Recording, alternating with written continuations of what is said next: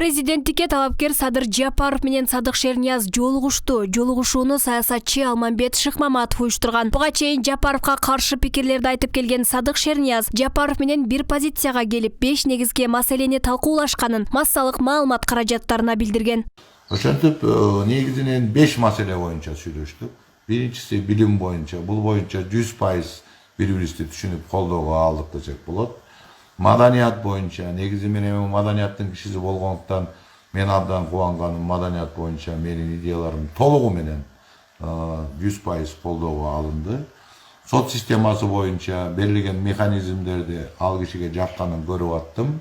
Бул боюнча сөздөр болот деп айтты. Негизи мен оюмча сот реформасы боюнча 80% биз оюбуз дал келерин байкадык.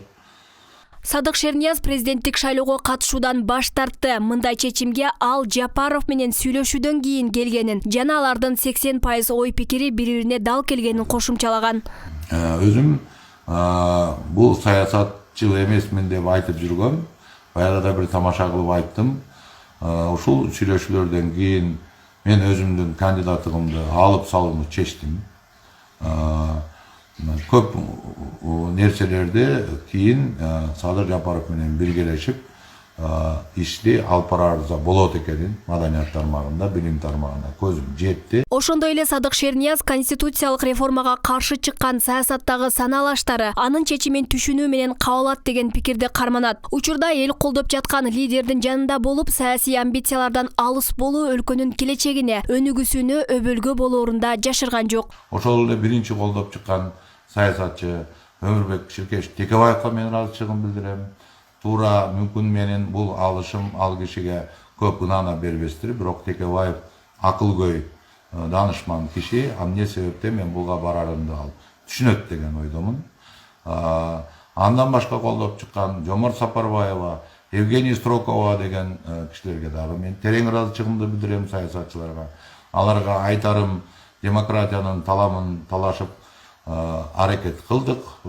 Евгения Строкова айтарым биз билим боюнча бардык позициялар менен такташып макулдашып алдык. Билимге чоң көңүл бурула турганы тастыкталды.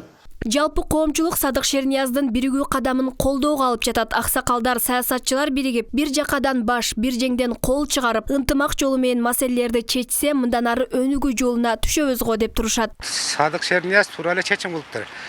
Эми ошол керек болсо берки саясатчы лидерлерге үлгү болсо боло берет да. Эми азыр мына Кыргызстан мындай болуп турганда азыр ошо саясатчылар деле өз эсине келип, мына эл колдоп аткан Садыр Жапаровду колдоп аткандан кийин ошону колдош керек. Анан кийин эмне сизге кызмат сунуштадыбы, жанагы позицияларды сүйлөшкөндөн башка эмне бул мындай чечимге барууңузга эмне себеп болду? Мен дайыма айтып келем, эч кандай кызматта мындан ары иштебейм. Эч кандай кызматта. Мен коомдук кишимин.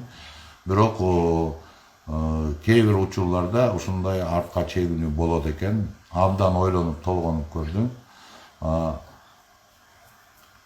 Таталдуу жеңилиштен кээде аз да болсо жеңиш менен ошого топук кылганды үйрөнүшүбүз керек. Алмагүл Эркебай кызы, Мирзат Нуманов, 7 канал, Ош.